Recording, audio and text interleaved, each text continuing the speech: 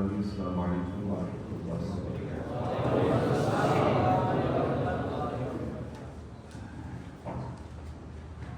الحمدللہ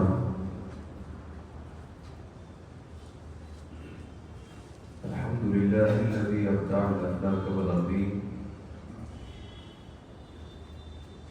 والذی هو قیوم السماوات والارضین هو منور ابصار بصائر العارفین بنور المعرفۃ والیقین، والصلاة والسلام على شفیع المذنبین خاتم النبیین صاحب الصدق والیقین، وعلى آلہ وصحبہ وحزبہ ذوی الاہتداء والدین، اما بعد، فاعوذ باللہ من الشیطان الرجیم، بسم اللہ الرحمن الرحیم۔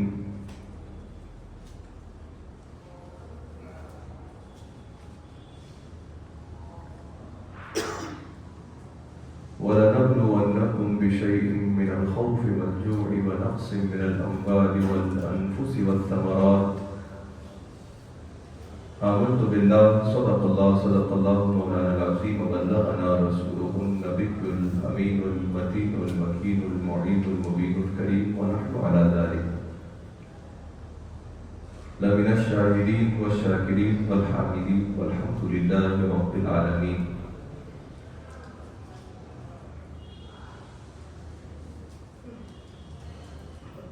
شہزادہ گلمنقبہ، امام الہمام، امام عالی مقام، سید الشہداء، شہید دشت ظلم و جفا، امام حسین ابن علی رضی اللہ تبارک و تعالیٰ عنہ کی بارگاہ میں شہزادہ مفسر اعظم ہند، نبی اعلیٰ حضرت حضور تاج الشریعہ کہتے ہیں، شجاعت ناز کرتی ہے، جلالت ناز کرتی ہے، شجاعت ناز کرتی ہے، جلالت ناز کرتی ہے، وہ سلطان زمان ہے، ان پہ شوکت ناز کرتی ہے، وہ سلطان زمان ہے، ان پہ شوکت ناز کرتی ہے، اور صداقت ناز کرتی ہے، امانت ناز کرتی ہے، حمیت ناز کرتی ہے، مروت ناز کرتی ہے، شہ خوباں پہ ہر خوبی وہ خصلت ناز کرتی ہے، کریم ایسے کہ خود ان پر کرامت ناز کرتی ہے۔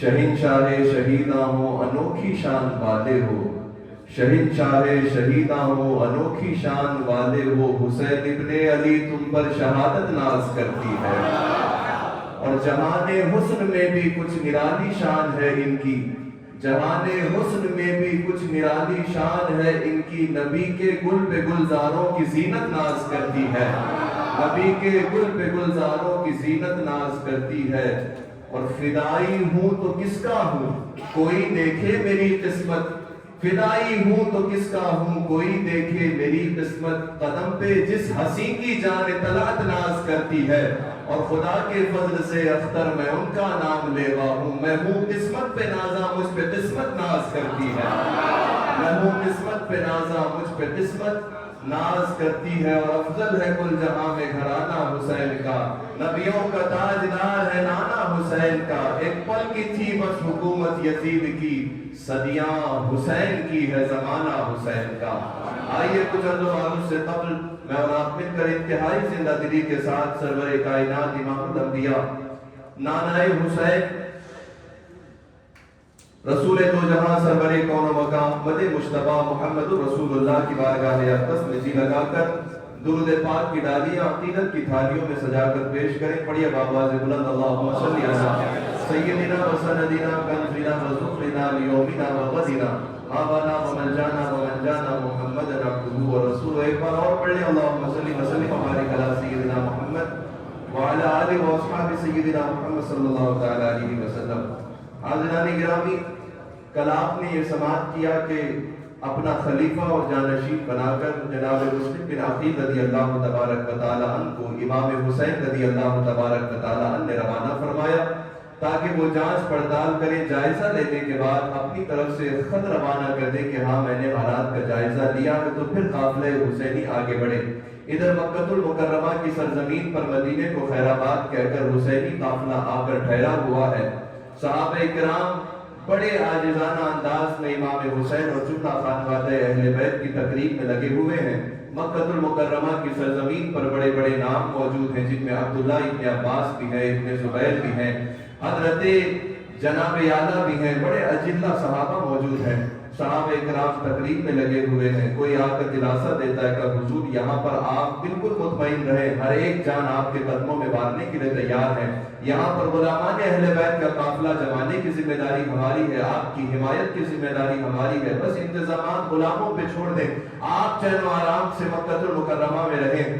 لیکن امام حسین نے جس کو خلیفہ و جانشین بنا کے بھیجا، مسلم بن عقیل کی طرف سے خط روانہ ہو گیا۔ کچھ دنوں کا جائزہ لینے کے بعد جب جناب مسلم بن عقیل رضی اللہ تبارک و تعالی عنہ نے اپنی تحقیقی جائزے کے بعد وہ خط روانہ کیا، اور امام مسلم بن عقیل کے ساتھ خط روانہ کیے ہوئے کچھ ہی دن نہ گزرے تھے کہ سارے حالات نے کروٹ لی۔ یکایک زندگی کے وہ این و آن بدل گئے، وہ لمحات کے اندر تبدیلیاں آ گئی، ایسا تغیر پیدا ہوا کہ کل تک جو سارے حمایتی تھے آج دیکھ رہے ہیں کہ وہ یکایک بغاوت پر آمادہ ہیں۔ اسی وجہ سے امام حسین رضی اللہ تبارک و تعالی عنہ کو جانے سے لوگ بارہا منع کر رہے تھے کہ حضور کوفہ کی سرزمین وہ ہے کہ جس کے تعلق سے پوری روئے زمین پر مثل مشہور ہے، الکوفی لا یوفی، کہ کوفی آدمی کبھی وفادار نہیں ہو سکتا۔ ان کے رگ رگ کے اندر بے وفائیاں بسی ہوئی ہیں، حالانکہ خود امام اعظم کوفہ کے ہیں۔ بغداد معلیٰ کی سرزمین سے کوفہ کا فاصلہ کوئی زیادہ نہیں ہے۔ کوفہ کی سرزمین وہ ہے جسے خود میرے آقا مولائے کائنات نے دارالخلافہ کی حیثیت سے منتخب فرمایا، بڑے بزرگ آرام فرما ہے۔ لیکن اس کا مطلب یہ نہیں ہے کہ کوفی کے سارے ہی لوگ نس نس میں بے وفائی رکھیں، مگر چند لوگوں کا اعتبار نہیں ہوتا ہے، اکثریت کے اعتبار سے حکم لگتا ہے۔ کوفہ اپنی بے وفائیوں میں بڑے ضرب المثل کا کام اس دور میں کر رہا تھا، آج تک وہ مثل مشہور ہے۔ امام حسین رضی اللہ تبارک و تعالیٰ عنہ کے جانشین کے حالات متغیر ہوئے، جس کے گھر میں مہمان ٹھہرے ہوئے تھے۔ ابن زیاد نے ساری تانگ جھاگ اور سارے جھوٹے لوگوں کو اکٹھا کر کے اور حکومت اور مالداری کی خواہش اور طمع پالنے والے حریص اور لالچی لوگوں کو اکٹھا کر کے یہاں تک کہ ایک شامی غلام کو پکڑ کر کے اس تحقیق میں لگا دیا کہ جاؤ جا کر کے یہ تحقیق سے معلوم کرو کہ جناب مسلم جو جانشین کر کے آئے ہیں حسین ابن علی کے، وہ کس کے گھر میں ٹھہرے ہوئے ہیں۔ لوگ مال کی حرص میں اس قدر اندھے ہو گئے کہ اب امام حسین رضی اللہ تعالیٰ کے جانشین کی تحقیق میں لگ گئے۔ اس کی تفصیل میں نہ جاتے ہوئے کہ کس نے بتایا، کیسے بتایا، کیونکہ مختصر وقت میں بہت ساری باتیں آپ سے عرض کرنی ہے۔ حاضران گرامی، ابن زیاد کو پتہ چل گیا اس کے شامی غلام کے ذریعے سے، جسے 3000 دینار دے کر اس جھانسے میں اس نے بھیجا تھا کہ یہ کہنا کہ میں یہ اہل بیت کی محبت میں لے کر آیا ہوں اور جناب مسلم کے حوالے کرنا چاہتا ہوں۔ آتا جب اسے ٹھکانے کا پتہ چل گیا، صبح سے لے کر شام تک جناب مسلم بن عقیل کے پاس بیٹھتا، لیکن ایک وقت آیا ابن زیاد کو جا کر کے پورے حالات کو دیکھنے کے بعد بتایا وہاں روزانہ اتنے لوگ آتے ہیں، ان کے ساتھ یہ طریقے سے بیعت دی جاتی ہے، جناب مسلم کے چاہنے والے اتنے تعداد میں بڑھ گئے ہیں۔ اب ابن زیاد نے گھر والے کو بلایا، جناب ہانی کو، بہت ساری بات چیت کے بعد جب بات تلخیوں میں آ گئی، کڑواہٹ میں تبدیل ہو گئی اور دلیل دینے کے لیے پوچھا تو پردے کے پیچھے چھپے ہوئے اسی غلام کو ابن زیاد نے بلایا، ذرا سامنے تو آؤ، دلیل پیش کرو۔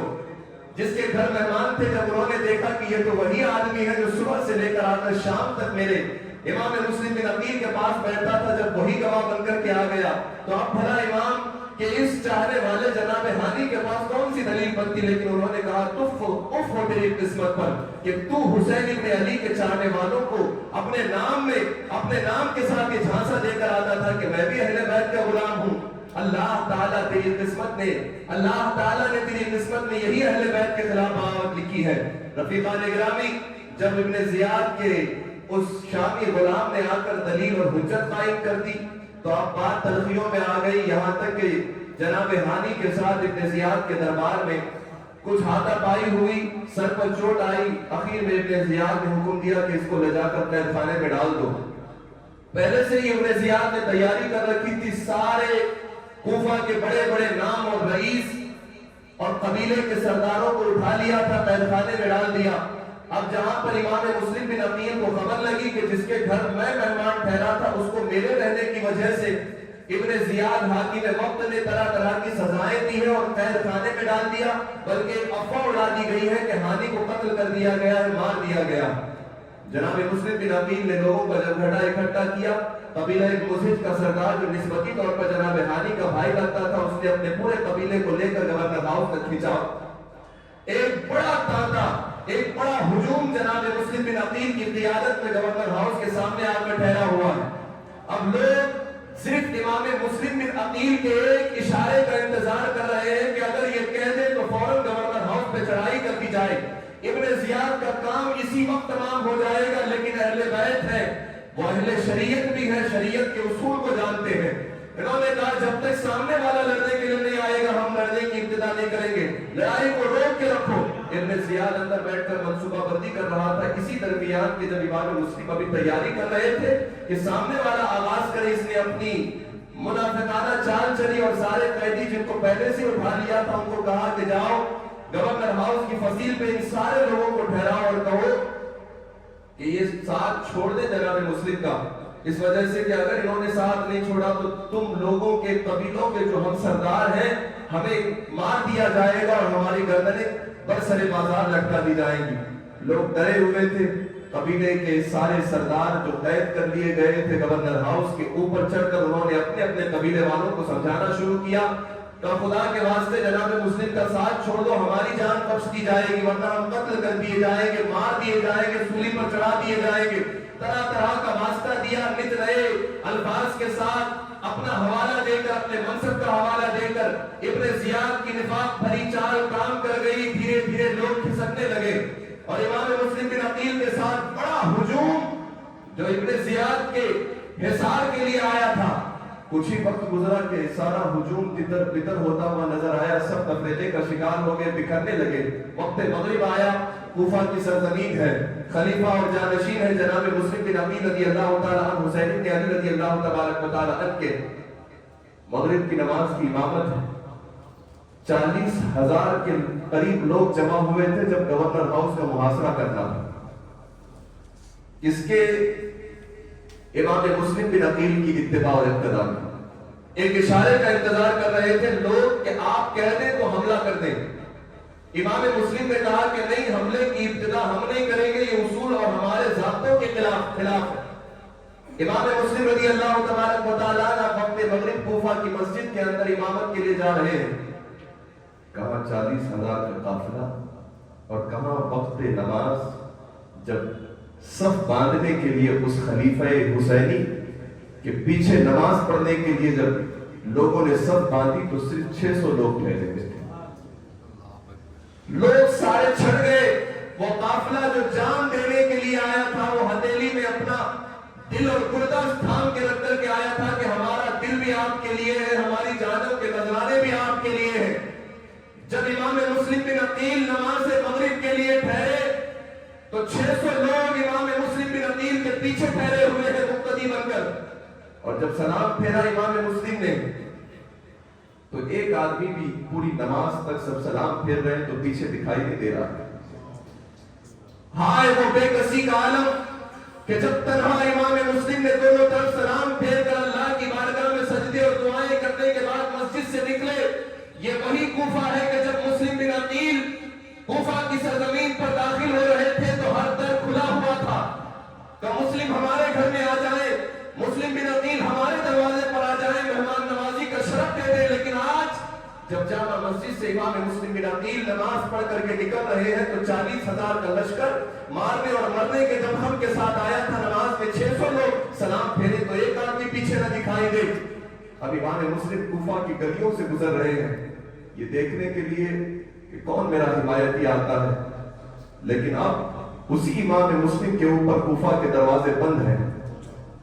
अब लोगों ने अपने अपने घर जाकर अपने दरवाजे बंद कर लिए। गलियों में गश्त करते करते एक बूढ़ी औरत जो अपने बेटे के इंतजार में बैठी हुई थी कि रात आने को है, अंधेरा कमंडे डालने को है, वो घर के दरवाजे पर अपने जवान बेटे के इंतजार में बैठी हुई थी कि उसके आंगन में जाकर रसूलुल्लाह का शहजादा इमाम हुसैन रज़ी अल्लाह तबारक व तआला अन्हु का जानशीन और खलीफा बन के आया हुआ कूफा के उस इलाके के अंदर तन्हा गश्त करते हुए एक बूढ़ी औरत के घर के दरवाजे पर बैठा, हालत खस्ता है। उस औरत ने बाहर आकर के पूछा आप कौन है, कहां से आए हैं, कहां जाना है, क्या चाहते हैं। इमाम मुस्लिम बिन अकील ने कहा मैं मुस्लिम हूं, میں امام حسین کا جانشین بن کے آیا تھا، اہل بیت سے میرا تعلق ہے۔ بوڑھی مائی خوش ہو گئی، لیکن جب سنایا کہ کوفہ والوں نے بلایا تھا لیکن بڑی بے دردی کا معاملہ دکھایا ہے اور بڑی جفا کشی انہوں نے دکھائی، اور ایسی جفا دکھائی کہ تاریخ انہیں یاد رکھے گی کہ اہل کوفہ نے کس طرح اہل بیت کے ساتھ بے وفائی کی تھی۔ آج ایک طرف وہ وقت ہے کہ جب لوگ دسترخوان بچھا کر کے میرے لیے انتظار کر رہے تھے، اور آج اتنے دنوں کے اندر معمولی چھوٹے عرصے کے اندر تبدیل ایسا وقت ہوا کہ اب میرے لیے لوگ پانی کا پیالہ بھی لے کر نہیں ٹھہرے ہوئے۔ میں کب کا نکلا ہوں دوپہر سے اور اب وقت رات آنے کو ہے۔ اے مائی، پیاس کی شدت بڑھ گئی ہے، تیرے گھر پانی ہو تو ٹھنڈے پانی کا ایک پیالہ مجھے پیش کر دے۔ وہ بوڑھی عورت اندر گئی اور پانی کا ایک پیالہ لا کر کے امام مسلم بن عقیل کے دیا۔ جب پانی پینے سے فارغ ہو کے کافی دیر تک بیٹھے رہے، اس عورت کو حیرت ہوئی، اس نے پوچھا کہ آپ کہیں جائیں گے نہیں؟ حضرت امام مسلم بن عقیل رضی اللہ تبارک و تعالیٰ نے کہا جب بلایا تھا تو ہر در کھلا تھا، اب میں کہاں جاؤں، ساروں نے دروازہ بند کر لیا۔ یہ وہ امام مسلم بن عقیل جو امام حسین رضی اللہ تبارک و تعالیٰ کے چچا زاد بھائی ہیں، جناب عقیل کے شہزادے ہیں، اہل بیت کا عظیم فرد ہے، اور آج دروازے ان کے چہرے پر بند ہیں کوفہ کے گلی کوچوں کے۔ امام مسلم بن عقیل رضی اللہ تبارک و تعالیٰ نے کہا میں کہاں جاؤں، جب آیا تھا ہر در کھلا تھا، ہر دروازے پر تالے لگے ہوئے ہیں، سب نے میرے منہ پر یہ دروازہ بند کر دیا ہے۔ تو اس عورت کا دل بھر آیا، اس نے اندر جا کر کے ان کے ٹھہرنے کا انتظام کیا۔ آپ اندر تشریف لے گئے، رہنے لگے۔ اتنے میں گھر میں بیٹا آیا، رات بھر ماں کی چہل پہل دیکھ کر کے وہ پہچان لیا، اور اس نے پوچھا کوئی اندر ٹھہرا ہوا ہے؟ تو بوڑھی مائی سادہ زبان میں کہنے لگی کہ اہل بیت کے فلاں فرد ہے۔ تو وہ دل کے اندر حکومت اور مال کا لالچ پالا ہوا آدمی بیٹا تھا اس کا، وہ گیا، اس نے جا کر کے ابن زیاد کو کہا کہ جس کو تم پورے شہر میں ڈھونڈ رہے ہو وہ تو میرے گھر میں ٹھہرے ہوئے ہیں۔ سپاہیوں کو بھیجا گیا، سپاہیوں کا ایک دستہ بڑے طرح انداز میں سینہ سپر ہو کر جناب مسلم بن عقیل جس گھر میں اور جس بوڑھی مائی طاع کے گھر میں ٹھہرے ہوئے تھے وہاں آ کر کے حملہ آور ہوا۔ جناب مسلم بن عقیل رضی اللہ تبارک و تعالیٰ نے پوری جمع مردی کے ساتھ، امام مسلم تنہا ہونے کے باوجود، آپ نے ان سپاہیوں کے ساتھ اظہار بہادری کی، حتیٰ کہ جتنے لوگ اندر گھسے ہوئے تھے سب کو آپ نے اپنے زور سے اور زور حیدری سے گھر کے باہر پھینک دیا۔ لیکن ایک آدمی کب تک اپنی اظہار بہادری کرتا، کب تک شجاعت دکھاتا، ظاہری کمزوری اور انسانی جسم کی نقاہت نے آ گھیرا۔ تو آپ کو انہی میں آئے ہوئے ایک آدمی نے کہا کہ اے مسلم اپنی تلوار کو اندر رکھ لو، میں تمہیں امان دیتا ہوں۔ امام مسلم نے کہا صرف اس ایک بات پہ میں اپنی تلوار اندر رکھ رہا ہوں، اگر تم مجھے امان نہ دیتا تو سارے لوگ جتنے آئے یا تو یہاں قتل کیے ہوئے پڑے ہوتے یا میں شہید ہو جاتا۔ یہ تیری بات پر میں کہ تو مجھے امان دیتا ہے اس لیے اپنی تلوار کو واپس دیتا ہوں۔ جناب مسلم رضی اللہ تبارک و تعالیٰ نے تلوار رکھ لی۔ اب غدر شروع ہو گیا، اٹھا لے گئے حضرت امام مسلم کو ابن زیاد کے دربار میں، اور دربار میں حاضر کیا۔ بغیر سلام کے جناب امام مسلم اندر داخل ہوئے، سب لوگ سلام جھک کر کے ابن زیاد کو جاتے تھے، اسے بڑا عجیب لگا۔ فخر و تفاخر میں گھرا ہوا ابن زیاد، یزید کی حمایت پایا ہوا ابن زیاد، وہ زیاد پلید سوچ رہا تھا سارے دربار میں تو سلام جھک کے کر کے آتے، مسلم کیسے بغیر جھکے ہوئے سلام کیے بغیر میرے پاس آ گئے۔ اس نے پوچھا تمہاری ہمت کیسے ہوئی کہ میرے دربار میں بغیر سلام کے داخل ہو گئے؟ امام مسلم بن عقیل نے کہا میں اس کے لیے سلامتی کی دعا کیوں کروں گا جو مجھے مارنا چاہتا ہے، جو میرے خون کا پیاسا ہے، میں اس کے لیے سلام کیوں بھیجوں؟ کچھ بات چیت کے بعد جب امام مسلم بن عقیل رضی اللہ تبارک و تعالیٰ کو یقین ہو گیا کہ اب میں قریب جام شہادت نوش کر جاؤں گا، لڑتے لڑتے امام مسلم کے ہونٹ پھٹے ہوئے ہیں، یہ حصے سے خون بہ رہا ہے۔ آپ نے دربار میں جانے سے پہلے جب باہر بٹھایا گیا تھا وہاں پانی کو پوچھا تو کچھ مردوں نے کہا تمہیں پانی اب نہیں ملے گا، اب تو معاذ اللہ وہ الفاظ ادا کیے جو اہل بیت کی شان تو دور کی بات ایک سادہ مومن کے حق میں بھی نہیں کہے جا سکتے۔ امام مسلم نے کہا تو اور تیرا باپ ایسا ہوگا، لیکن مجھے تو اللہ اور اس کے رسول کی طرف سے جنت اور جنت کی نہروں کے جام پلائے جائیں گے۔ امام مسلم بن عقیل پانی کو قریب لاتے، ایک محب نے جو پیالہ دیا تو آپ کے ہونٹ سے بہتا ہوا خون پانی میں مل جاتا، پورا خون سرخ ہو جاتا۔ 1 से 2, 2 से 3 मरतबा कोशिश की पानी पीने की, लेकिन खून इतनी तेजी से बह रहा था कि पानी न पी पाए। तो आपने अपने दिल से कहा, शायद है मुस्लिम अब तेरे नसीब में दुनिया का पानी नहीं रखा है, अपना ना जान आबे कौसर तुझे पिलाएंगे। ये कहकर के आप इब्ने जियाद के दरबार में दाखिल हुए, बगैर सलाम के तीखी बहस हुई इमाम मुस्लिम बिन अकील रज़ी अल्लाह तबारक व तआला अन्हु से। इब्ने जियाद ने बहुत बातें की, लेकिन सबके जवाब में बड़ी तलखी के साथ और पूरी जुरअत हैदरी के साथ इमाम मुस्लिम जवाब देते रहे। बिलाखिर जब यकीन हुआ कि अब शहादत करीब आएगी, तो इब्ने साद जो रिश्ते में कुरैशी एतबार से बहुत करीबी था, इमाम मुस्लिम ने कहा, मुझे मालूम है तुम लोग अब मुझे शहीद कर दोगे, बस इतनी इजाजत दे दो कि मैं जाते जाते कुछ खास वसीयत मेरे नाम की है, मैं कर जाऊं। इब्ने साद चूंकि मेरा खानदानी एतबार से, कुरैशी एतबार से इसका ताल्लुक मुझसे बड़ा करीबी है, तो इससे मैं चंद बातें वसीयत करना चाहता हूं। इब्ने जियाद ने इजाजत दे दी। आपने उससे कहा कि देखो, जब मुझे शहीद कर दिया जाए तो मेरे जिस्म को बड़ी हिफाजत से दफना देना। इमाम मुस्लिम रज़ी अल्लाह तबारक व तआला अन्हु ने वसीयत की, देखो मुझ पर लोगों का 700 दिरहम कर्ज है, तुम्हें अल्लाह तौफीक दे तो मेरे इस कर्ज को तुम उतार देना। इमाम मुस्लिम ने उससे कहा कि देखो मुझे मालूम है मैं शहीद हो जाऊंगा, लेकिन मैंने एक बहुत दिल को चुभने वाला काम कर दिया है। मैंने इन कूफा वालों के गदर के बावजूद इन पे भरोसा किया। मैंने खत लिखा है मेरे हुजूर इमाम हुसैन को कि आप आ जाएं, वो निकल चुके होंगे, तुम अल्लाह के वास्ते एक खत उन्हें लिख देना कि वो ना आए, इस वजह से कूफा वालों ने मुस्लिम के साथ बेवफाई कर दी। ये मेरी चंद वसीयतें तुम्हारे लिए हैं। इब्ने साद को जनाब इमाम मुस्लिम रज़ी अल्लाह तआला ने वसीयतें की, तो इब्ने साद जानते हैं कौन है? ये हजरत साद रज़ी अल्लाह तआला अन्हु जो अशरे मुबश्शरा, वो 10 सहाबा कि जिनको एक ही बैठक में हुजूर ने जन्नती कहा। पहले अबू बकर आए, सरकार ने कहा अबू बकर फिल जन्ना। उमर आए, सरकार ने फरमाया उमर फिल जन्ना। उस्मान आए, सरकार ने फरमाया उस्मान फिल जन्ना। अली फिल जन्ना, तलहा फिल जन्ना, जुबैर फिल जन्ना, साद फिल जन्ना, सईद फिल जन्ना। ये वो 10 सहाबा जिनको एक ही बैठक में सहाबा आते गए, हुजूर ने फरमाया अबू बकर तुम जन्नती, उमर तुम जन्नती, उस्मान तुम जन्नती, अली तुम जन्नती, अब्दुल रहमान इब्ने औफ तुम जन्नती, तलहा तुम जन्नती, जुबैर तुम जन्नती, साद तुम जन्नती, सईद तुम जन्नती। ये वो उन 10 में से एक नाम है सहाबी का, साद रज़ी अल्लाह तआला अन्हु। ये उनका बेटा था। बड़ों की निस्बत रखने से आदमी कामयाब नहीं होता, उनकी अमानत को संभालने से कामयाब होता है। अशरे मुबश्शरा का एक बड़ा नाम जनाबे साद और उनका सगा बेटा अम्र है।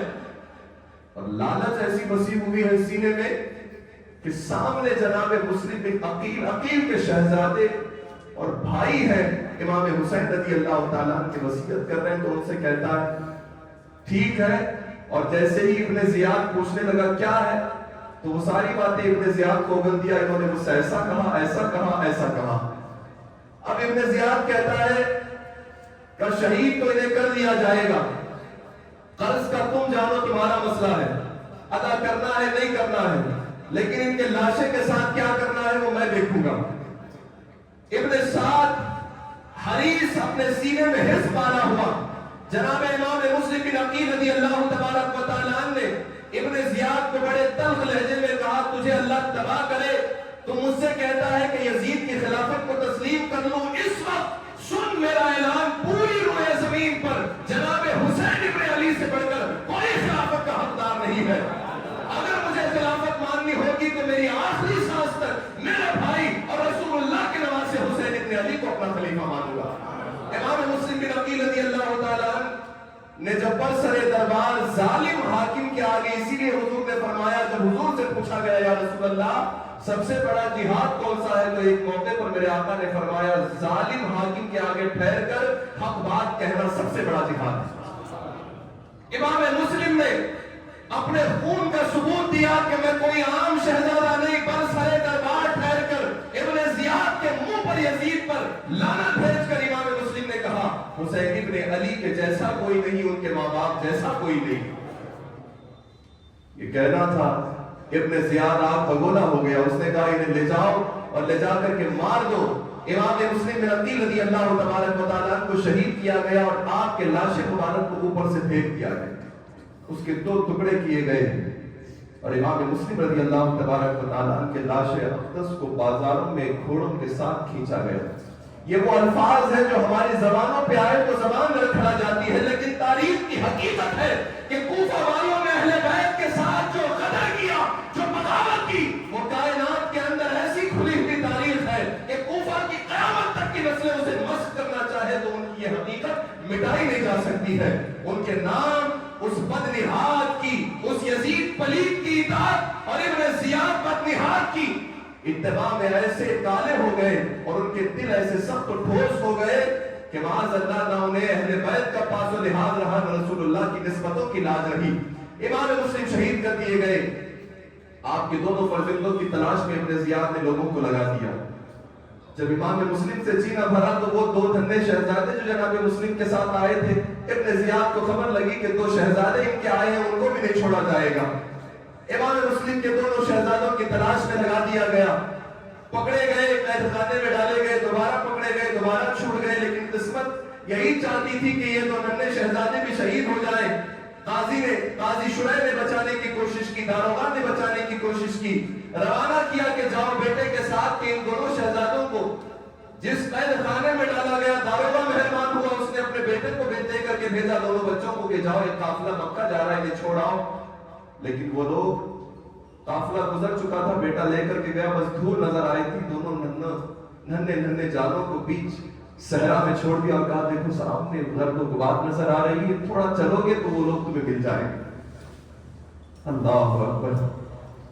آپ اپنے بچوں سے کتنا پیار کرتے ہیں، لیکن ایک طرف رسول اللہ کے گھر کے بچے ہیں. رات کے اندھیرے میں تنہا 2 خوبصورت جانے کے جن کے چہروں کو دیکھے تو چاند اپنا صدقہ اتار دے.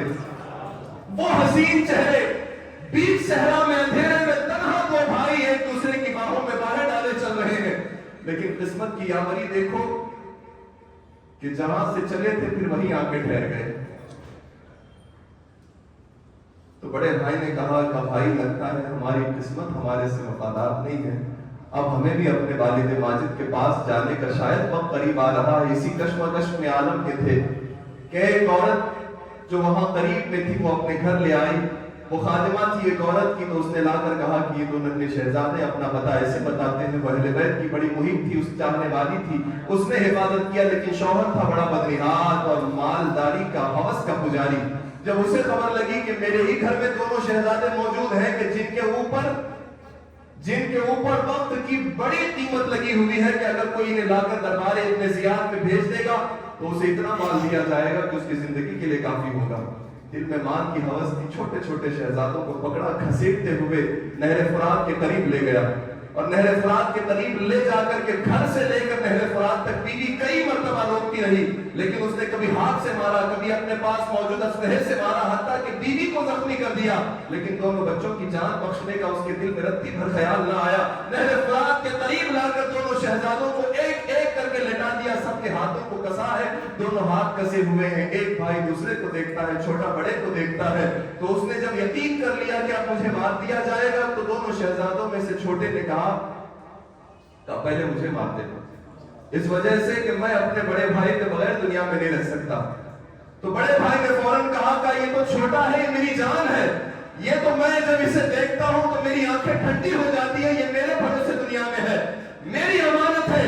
رسول اللہ علیہ السلام کا یہ بھی شہزادہ ہے، میں بھی ہوں، جناب مسلم کی ہم دونوں یادیں ہیں، لیکن تم مجھے پہلے قتل کر دو اس وجہ سے کہ میرے سینے میں میرے چھوٹے بھائی کی شہادت کا غم میں اس چیز کو برداشت نہیں کر سکتا.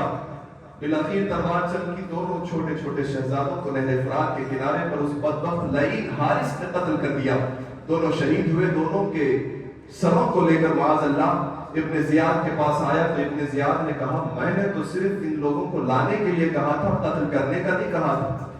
اتنا کہنا تھا. اس نے کہا تمہیں مارنے کے لیے کس نے کہا؟ یہ تو 2 چھوٹے لوگ ہیں، چھوٹے بچے ہیں، تم نے ان کو مار دیا. اگر یزید مجھ سے پوچھے گا ان دونوں کے قتل کے حوالے سے تو میں کیا جواب دوں گا؟ اس نے حکم دیا حارث کو قتل کر دیا جائے. اللہ تبارک و تعالیٰ کے انتقام میں رب تبارک و تعالیٰ جب پکڑ فرما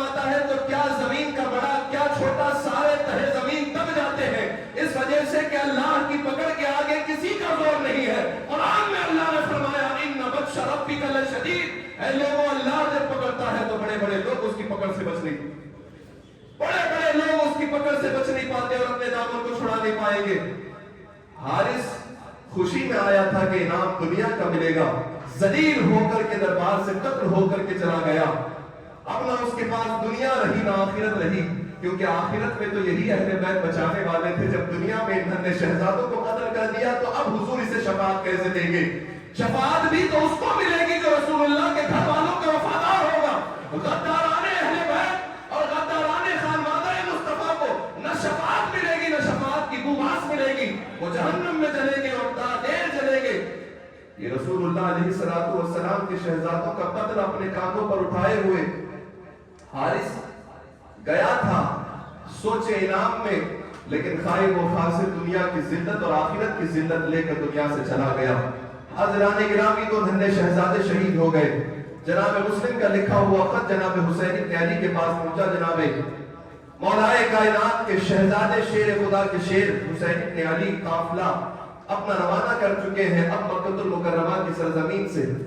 لوگ بارہا آ کر کہتے رہے، ابن زبیر نے آ کر سمجھایا کہ حضور ٹھہرے رہیں، ابن عباس نے کہا ٹھہرے رہیں، جناب ابو واقد لیثی نے کہا آپ ٹھہرے رہیں، اجلہ صحابہ ابو سعید خدری نے کہا آپ مکہ میں ٹھہرے رہیں، خود حاکم مکہ عمرو نے آ کر کہا کہ آپ ٹھہرے رہیں، اس کے بھائیوں نے کہا آپ مکہ میں ٹھہرے رہیں. لیکن سب کو ٹال کر حسینی قافلہ اس خط کے بھروسے جو مسلم بن عقیل نے لکھا تھا اپنا قافلہ آگے بڑھا چکے. جناب مسلم رضی اللہ تبارک و تعالیٰ شہید در کوفہ میں شہزادگان شہید، جناب مسلم کی حمایتیوں کو شہید کر دیا گیا، حانی کو برسر بازار شہید کر دیا گیا جن کے گھر امام مسلم ٹھہرے ہوئے تھے. قافلہ روانہ ہوا. جناب حسین ابن علی رضی اللہ تبارک و تعالیٰ عنہ کا 82 لوگ 91 لوگ یا 92 لوگوں کی مختصر تعداد اس قافلے میں ہے. 82 لوگ یا 92 لوگوں میں 72 مرد ہیں اور باقی اہل بیت کی بیویاں، اہل بیت کے خانوادے کی بیویاں اور دوسروں کی ازواج ہیں، بیویاں ہیں، ان کے ننھے نو شیرخوار چھوٹے چھوٹے بچے ہیں. یہ 72 نفوس قدسیہ کا قافلہ جس میں چلتے چلتے کچھ لوگ ایڈ ہوئے، کچھ لوگ چھوٹ گئے. امام حسین ابن علی رضی اللہ تبارک و تعالیٰ مکہ المکرمہ کی سرزمین سے چل پڑے ہیں. جب نکلے تھے مدینہ سے تو 4 شعبان کی تاریخ تھی. مکہ چھوڑ رہے ہیں تو حج کے دن ہے. رسول پاک علیہ السلام کا یہ شہزادہ قافلہ لے کر آگے بڑھتا رہا. راستے میں ایک شاعر سے ملاقات ہوئی، کوفہ کے حالات موٹے موٹے طور پر معلومات. اس کے بعد ایک اور صاحب ملے، انہوں نے بتایا کہ کوفہ والوں کی طرف اگر آپ قصد کر رہے ہیں تو حضور آپ کو آپ کی حرمت، آپ کے نانا کی حرمت کا واسطہ ہے، کوفہ مت جائیے.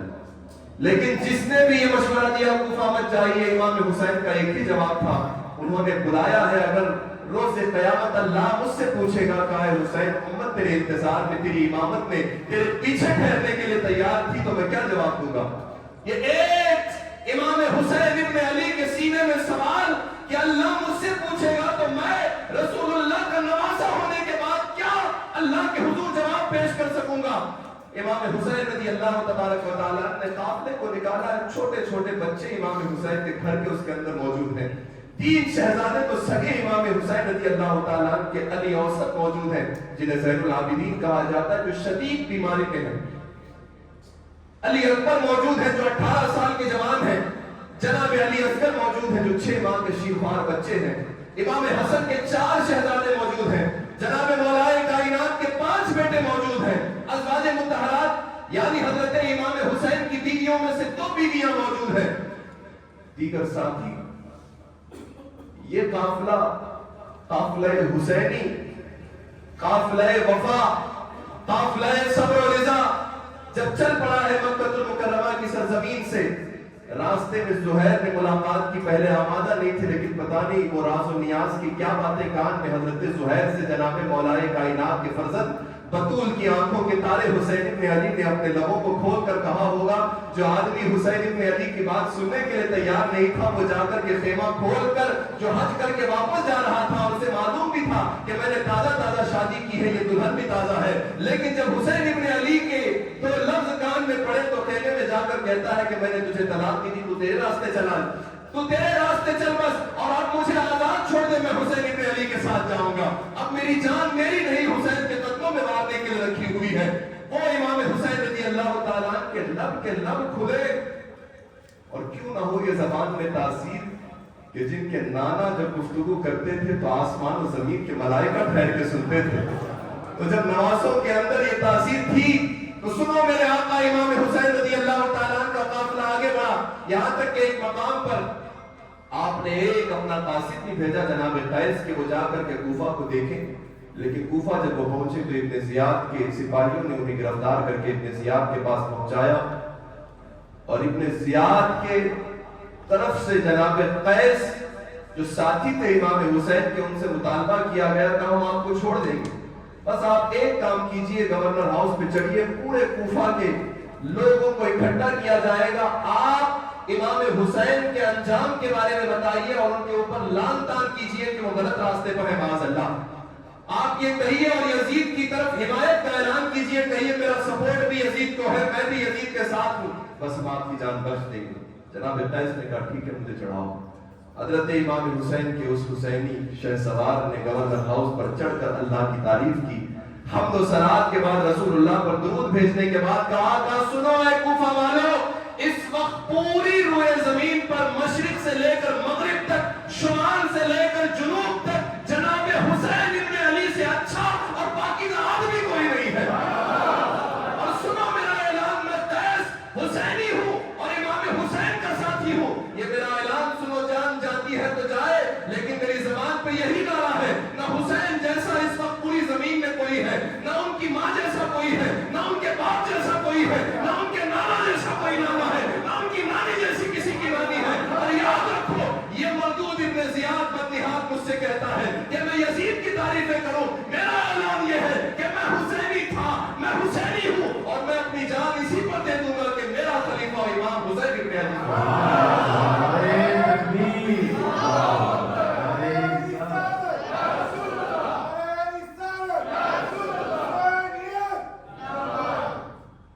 امام حسین کے شہزادے کے جن کے ساتھیوں میں اتنی جرت ہو تو امام حسین تو حسین ہے، جن کے ساتھیوں کا اظہار ایسا ہو تو پھر حسین تو حسین ہے، جن کے وفاداروں کا ایمان و ایمان اور استقامت ایسا ہے تو پھر حسین تو حسین ہے۔ وہ حسین ابن علی کا شہسوار اور وفادار گورنر ہاؤس کی چھت پہ چڑھ کر جب یہ اعلان کر رہا تھا اور یزید پر لعن طعن اور ابن زیاد کا نام لے کر کے ابن زیاد کا رد کر رہا تھا، تو ظاہر سی بات ہے نتیجہ تو اچھا نہیں ہوگا۔ اس ساتھی کو ابن زیاد نے اوپر سے دھکیل کر قتل کرنے کا حکم دیا، ابن زیاد کے ٹکڑوں پہ پلنے والے لوگوں نے دھکا دیا اور جناب قیس اسی گورنر ہاؤس کے اس سبیل سے نیچے گرے تو آپ کی شہادت ہو گئی۔ دیکھو لوگ امام حسین رضی اللہ تبارک و تعالیٰ عنہ کی اس داستان کو سننے کے بعد روتے تو ہیں، اپنے سینے کے اندر غم تو محسوس کرتے ہیں، لیکن جناب امام حسین رضی اللہ تبارک و تعالیٰ عنہ اور ان کی قربانیوں کا جو سب سے بڑا پیغام تھا اس کو یاد نہیں رکھتے۔ میں نے آپ کو کل بھی کہا، اب بھی کہہ رہا ہوں، یاد رکھنا، یزید جو آیا تھا وہ عقیدے اور اسلام کو تبدیل کرنے نہیں آیا تھا، اس کا خود کا عمل شریعت پہ نہیں تھا، وہ باغی تھا، وہ فاسق تھا، وہ فاجر تھا۔ اسی لیے میرے تمہارے امام حنفیوں کے امام اعظم ابو حنیفہ نے کہا تھا، جب ان سے پوچھا گیا کہ آپ یزید کو کافر کہتے ہیں، تو آپ نے کہا میرے پاس اس کے تعلق سے بعض لوگوں کی توبہ پہنچی ہے، مجھے اس کے حال کا اور اس کی کیفیت کا آخری حال کا کوئی علم نہیں، تو میں اس بات کی اجازت دیتا ہوں کہ یزید کو جو برا کہنا چاہے کہے، جو کافر کہنا چاہے کافر کہے، لیکن وہ دنیا کا بدترین فاسق ہے، رسول اللہ کی اہل بیت کا غدار و باغی ہے۔ جہاں تک کفر کا مسئلہ ہے میں اس حال میں خاموش رہتا ہوں، تو کفر کے بارے میں تو امام اعظم بھی خاموش رہے۔ یہاں سے جو بات نکلنے والی ہے وہ یہ کہ وہ اسلام کو مسخ کرنے نہیں آیا تھا، وہ بس اپنی خلافت منوانا چاہتا تھا کہ میں جیسا ہوں اسی حال میں مجھے مان لو، میں شرابی ہوں تو میری شراب کی حالت کی کیفیت میں مجھے خلیفہ مان لو، میں نماز چھوڑتا ہوں تو بے نمازی ہوں لیکن خلیفہ مان لو، میں میرے دور کے اندر عورتیں عیاشیاں کر رہی ہیں کرنے دو مجھے خلیفہ مان لو، عورتیں نامحرموں کے ساتھ گھل ملنا چاہتی ہیں ملنے دو مجھے خلیفہ مان لو۔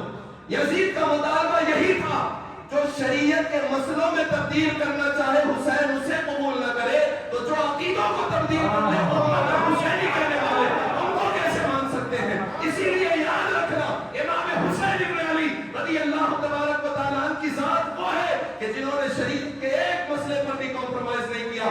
जिंदगी मुस्तफा की सुन्नतों पे कायम रहे, और सुन्नतों पे कायम रहने वाले ही को सुन्नी कहा जाता है। तो जो हुसैनी है वो सुन्नी है, जो सुन्नी है वो हुसैनी है।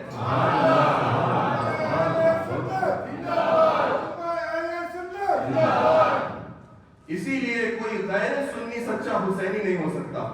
हुसैनी होने के लिए सुन्नी होना जरूरी है। अब आप किसी को बुरा लगे तो लगे, लेकिन हकीकत यही है, तारीख यही है, शवाहिद यही है, दलाइल यही है, और ऐलान हक यही है, सुन्नी ही हुसैनी है और हुसैनी ही को सुन्नी कहते हैं।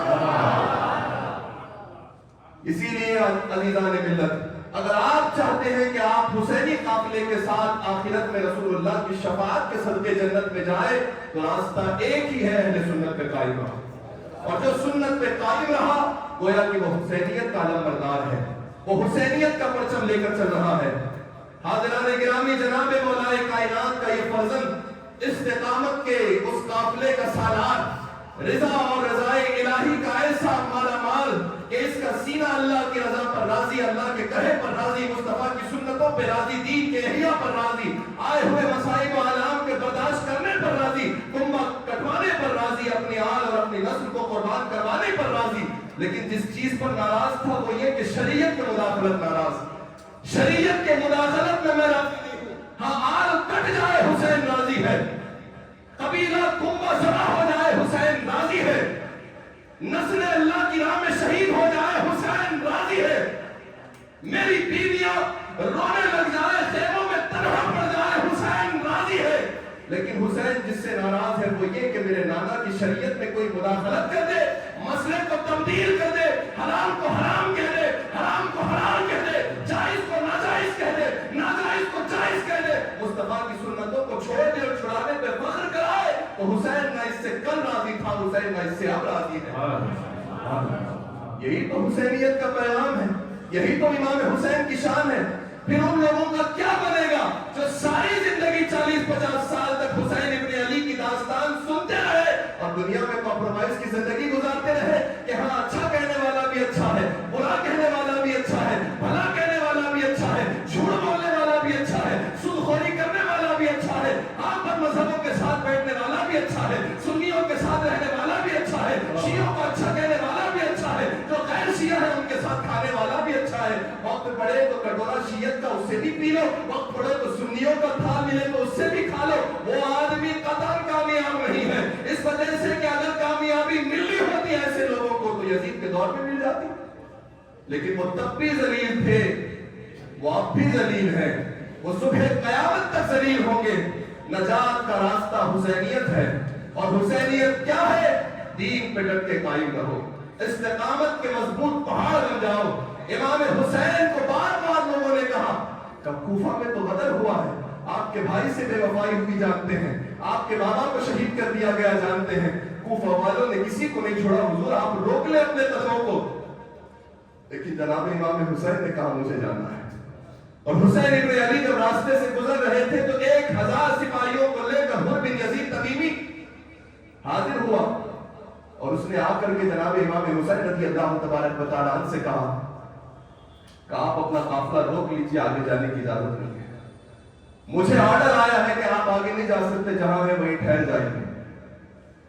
इमाम हुसैन रज़ी अल्लाह तबारक व तआला ने कहा हमें आगे बढ़ने दो, हमारा साथ चलता रहेगा। बिलाखिर कुछ देर चली, इस काफिले की धीमी धीमी रफ्तार होती रही, काफिला आगे बढ़ता रहा। वक्त ज़ुहर आया, इमामत का वक्त आया, तो 1000 लोगों के काफिले को लेकर के जो शख्स आया था हुर बिन यजीद तमीमी, उससे इमाम हुसैन ने पूछा हमारे पीछे पड़ोगे क्या अलग जमात बनाओगे? तो हुर बिन यजीद तमीमी ने कहा इमाम आप ही बनिए, हम आपकी इब्तिदा में हैं, नमाज आप पढ़ाइए, हम आपके पीछे पढ़ने के लिए तैयार हैं। 1000 का काफिला, चलो हुर बिन यजीद तमीमी की तो तारीख है कि वो बाद में छलांग लगाकर हुसैनी काफिले में आ गए थे, बाकी जो 1000 लोग नमाज पढ़ रहे थे उनमें से कोई नहीं आया। लेकिन पीछे किसके पढ़ रहे हैं? تو ضروری نہیں ہے کہ کوئی امام مان لے اپنا تو اس کے ساتھ وفاداری بھی نبھائے. یہاں سے پتا چلتا ہے کہ امام مان کر بھی لوگ غداری کر سکتے ہیں. ارے جب دنیا کے اندر امام حسین کو امام مان کر غداری کرے تو کیا دنیا میں ایسے بہت سارے لوگ نہیں ہیں جو نبی کو رسول مان کر کے بھی رسول سے غداری کرتے ہیں, رسول کو اپنا امام مان کر کے بھی ان سے بے وفائی کرتے ہیں. یہ سبق ملتا ہے امام حسین سے. میں آپ کو جو اصل سبق ہے اس کی طرف لے جا رہا ہوں. امام حسین کے پیچھے نماز پڑھ رہے ہیں لیکن ان کا دل امام حسین کے ساتھ نہیں. ظہر پڑھی, پیچھے ہٹ گئے, پھر خلاف ہو گئے, اب آگے نہیں جانا. عصر کا وقت آیا, پھر پڑھی, پھر خلاف ہو گئے. امام حسین کہتے رہے قافلہ آگے بڑھانے تو بالآخر جب تک سختی سے آرڈر نہ آیا تب تک خود بھی یزید آہستہ ڈھیل دیتا رہا, چلو چلو. لیکن آخر کار ایک سختی کا پیغام آیا. ابن سعد 4000 لوگوں کے ساتھ جو رے کے مکان پر جا کر کے حملہ کر کے وہاں کی حکومت پانے والا تھا, وہ 4000 کا قافلہ لے کر امام حسین ابن علی کے پاس آیا. آرڈر تھا یزید کا, کہا وہ چھوڑو 4000 کا قافلہ لے کر کے جاؤ حسین کو, جبکہ معلوم ہے کہ حسین تیاری کے ساتھ نہیں آ رہے, حسین کے ساتھ لاؤ لشکر ہزاروں کا نہیں ہے. لیکن آپ رضی اللہ تبارک و تعالی عنہ کے جلال و حیبت کا عالم یہ تھا کہ تنہا حسین تنہا ہو کر کے بھی ساری دنیا کے باطل پر حاوی ہو چکے. تو یہ اہل حق کا کام ہوتا ہے کہ اہل حق کو اکیلے مت سمجھنا, وہ اکیلے بھی ہو تو پوری دنیا کے باطل کو دبانے کی طاقت رکھتے ہیں. اسی وجہ سے تو یزید کا لشکر آیا ختم ہو گیا, 4000 کا آیا مٹ گیا, 40000 کا آیا دب گیا, 22000 کا لشکر جرار آیا ختم ہو گیا. 82 کا قافلہ کل بھی زندہ تھا, 82 کا قافلہ اب بھی زندہ ہے, 82 کا قافلہ صبح قیامت تک پوری دنیا کے اندر اسلام کے اجالے دیتا رہے گا. جو بہتی آگ کے شعلوں پہ سویا وہ حسین, جس نے سب کچھ کھو کے پھر بھی کچھ نہ کھویا وہ حسین, جو جوان بیٹے کی میت پر نہ رویا وہ حسین, مرتبہ اسلام کا جس نے دوبارہ کر دیا, خاک کے سروں کو ہم کو سویا کر دیا, مرتبہ اسلام کا جس نے دوبارہ کر دیا. اور یہ وہ حسین ابن علی ہے کہ جس نے اسلام کو چہار پار کے عالم میں اجالا کر دیا, جس کے اجالے سے کونے کونے میں شرق و غرب سے لے کر شمال و جنوب تک اسلام کے اجالے ہوئے. وہ خون مصطفیٰ حسین ابن علی کا ہے. اللہ کریم ہم سب کو کہنے سننے سے زیادہ عمل کی توفیق عطا فرمائے. وقت بہت ہو چکا ہے, آپ کی طبیعت کو دیکھ کر کل سے آج ایسا لگ رہا ہے کہ آپ اور سننا چاہتے ہیں, لیکن اب وقت اتنا ہو گیا ہے جتنا ہونا چاہیے تھا. تو اب مزید انشاءاللہ العزیز کل کی گفتگو جمعرات کی میری حاضری تو نہیں ہوگی, لیکن آپ ضرور آئیے. کل بھی ایک نشست ہوگی, مختصر خطاب ہوگا. پھر جمعہ میں انشاءاللہ العزیز آپ تمام ضرور حاضر آئیں گے کہ یہ جمعہ بھی ہے اور عاشورے کا دن بھی ہے. تھوڑا سا لمبا خطاب ہوگا, عادت کے حساب سے آدھا گھنٹہ ہوتا ہے, 15 منٹ 10 منٹ کے حساب سے زیادہ ہو جائے گا اس جمعہ. تو آپ انشاءاللہ العزیز جمعہ میں تشریف لائیں, جوق در جوق تشریف لائیں, وقت سے پہلے آ کر اپنی جگہ سنبھال لیں اور پوری تیاری کے ساتھ آئیں کہ اچھے سے آنا ہے اور بہت دیر تک بیٹھنے کے ارادے سے آنا ہے, تاکہ بار بار بیچ میں نفس اور شیطان کی عیاریوں میں آ کر کے خیال ڈالتا ہے نا, شیطان تو کسی کو نہیں چھوڑتا, وہ تو ہر سو چاہتا ہے کہ آدمی بھاگ جائے اچھائی کے کاموں اور راستوں سے. لیکن آپ تیاری کے ساتھ آئیے اور اعلان سن لیجئے کہ جمعرات 9 محرم ہے اور جمعہ 10 محرم ہے. بڑا عظیم دن ہے 10 محرم کا, اتنی برکتوں والا دن ہے کہ آپ سمجھیے کہ شاید اگر اس کی برکتیں بیان کرنے کے لیے بیٹھے تو اور 4 گھنٹے صرف اس دن کی برکت کے بارے میں بیان کیا جا سکتا ہے, جس کے بارے میں حضور نے فرمایا کہ جب اس دن کو لوگ یہودی ہونے کے باوجود مانتے ہیں تو ہم مسلمان ہیں, ہمیں تو اس دن کو زیادہ ماننا چاہیے. تو حضور نے فرمایا ہم اس دن کو ایسے مانیں گے کہ میں بھی روزہ رکھوں گا اور میرے سارے صحابہ بھی روزہ رکھیں گے. اس دن کا روزہ بڑے بڑے گناہوں کا کفارہ ہے, اس دن کا روزہ خیر و برکت کی ضمانت ہے. اس دن جو روزہ رکھتا ہے اللہ تعالیٰ اسے بے پناہ ثواب عطا فرماتا ہے. لہذا انشاءاللہ العزیز 9 کو بھی روزہ رکھیں گے اور 10 کو بھی. 9 اور 10 آپ سب روزہ رکھیں گے نا, ماشاءاللہ سب روزہ رکھیں گے اور روزہ رکھ کے جمعہ میں آئیں گے. اور جب جمعہ میں آئیں گے تو اس نیت کے ساتھ آئیں گے کہ لمبا بیٹھ کر جائیں گے. روزے کی حالت ہو, جمعہ کا دن ہو, اللہ کا گھر ہو اور رسول اللہ کا اہل بیت کا ذکر ہو. کیا بات ہے, نور علی نور ہو جائے گا. نور تو ایسے ہی مسلمان ہوتا ہے, لیکن جب یہ کام کرے گا تو نور پہ نور چڑھ جائے گا. تو انشاءاللہ العزیز جمعہ میں سب پورے محبت پوری وفا کے ساتھ تشریف لائیں گے, ہے نا؟ تشریف لائیں گے, اپنے دوستوں کو ساتھ لائیں گے, ساتھ میں پکڑ کر کے لائیے گا. جمعہ ویسے تو لوگ آتے ہی ہیں, محفل میں بھی تو پکڑ کے لانا چاہیے. کل جمعرات ہے, کل درود شریف بھی پڑھنا ہے, تو درود میں ساتھیوں کو لے کے آئیے, ہے نا؟ درود میں اپنے ساتھیوں کو اچھی طریقے سے کھینچ کر کے لے کے آئیے. ہاں, تو اب ساتھ ہی ساتھ ایک بات اور آپ سے یہ عرض کرنی تھی کہ وہ میرے ذہن سے نکل رہی ہے.